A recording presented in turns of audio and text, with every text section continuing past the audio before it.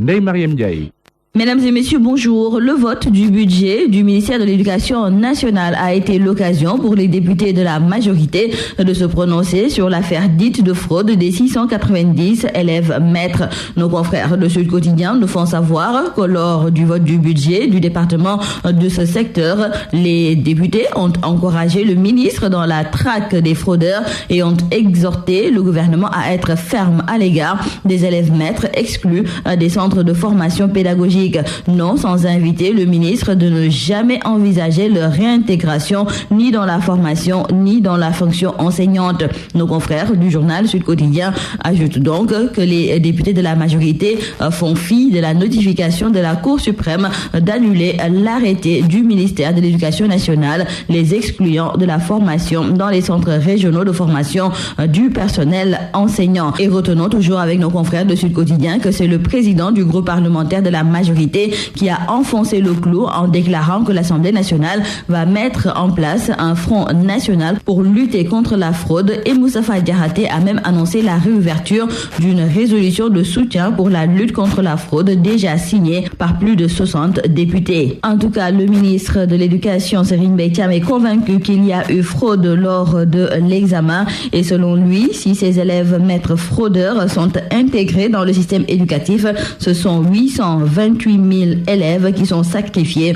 au bout de 20 ans. D'ailleurs, Serigne Mbaye Thiam déclare dans le journal Grand Place qu'il a des preuves irréfutables concernant cette fraude. La réouverture du dossier de Maître Babacar Seye est de plus en plus agitée ces derniers temps, surtout après la sortie de Amadou Clédor Sène, l'un des supposés assassins de Maître Babacar Seye. Dans le journal La Tribune, nos confrères nous indiquent que ce dernier était en hibernation depuis son élargissement de prison, mais il est sorti de son mutisme pour réclamer la réouverture du dossier du défunt juge et l'abrogation de la loi Ezzan qui les avait amnistiés. Une demande qui risque de rester un vœu pieux si l'on en croit nos confrères du journal La Tribune, car selon eux, il n'y a plus trace du dossier au niveau du greffe.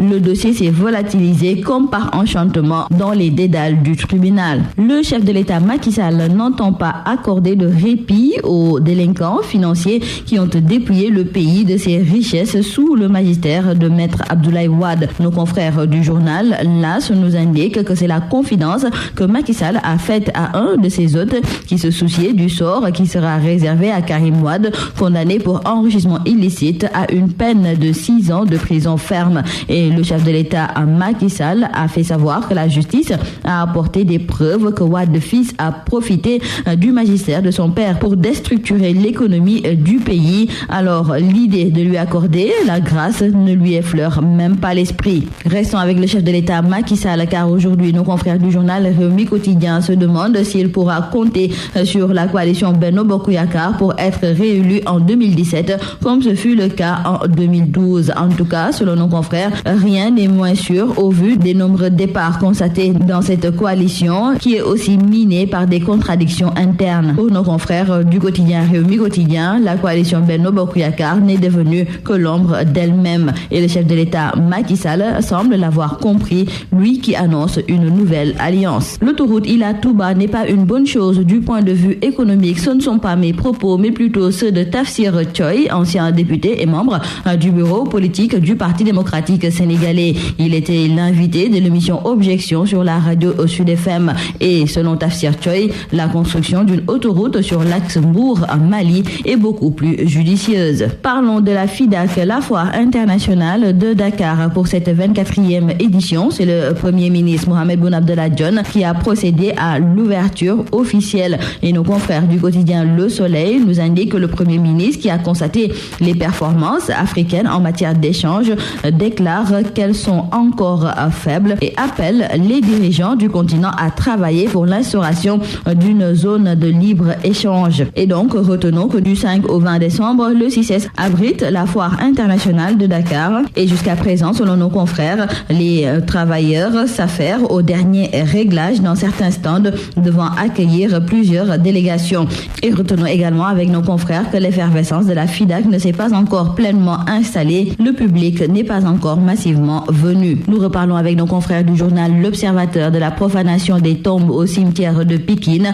L'enquête se poursuit avec l'audition du fossoyeur arrêté par la police. Cependant, la famille d'un des défunts renonce à saisir la justice. Nos confrères nous disent que la famille tient à respecter l'une des recommandations de leur père, à savoir s'en remettre à Dieu en toutes circonstances. N'empêche, le parquet s'est déjà autosaisi de cette affaire bien troublante. Et nous terminons par nos confrères du journal Libération qui nous raconte l'histoire de cet étudiant modèle de la faculté de médecine de l'université Cheikh Anta Diop de Dakar. Sadio Gassama est décrit comme un crack, mais il a basculé vers le fondamentalisme religieux. Nos confrères du journal Libération nous font savoir qu'il a écrit sur sa page Facebook qu'il est maintenant médecin djihadiste dans l'État islamique en Libye. Sa famille est plongée dans le désarroi total et se demande comment leur fils a pu subitement tenir pareil discours. En tout cas, Sadio Gassama, qui dit être dans le meilleur des commerces, ne veut plus revenir au pays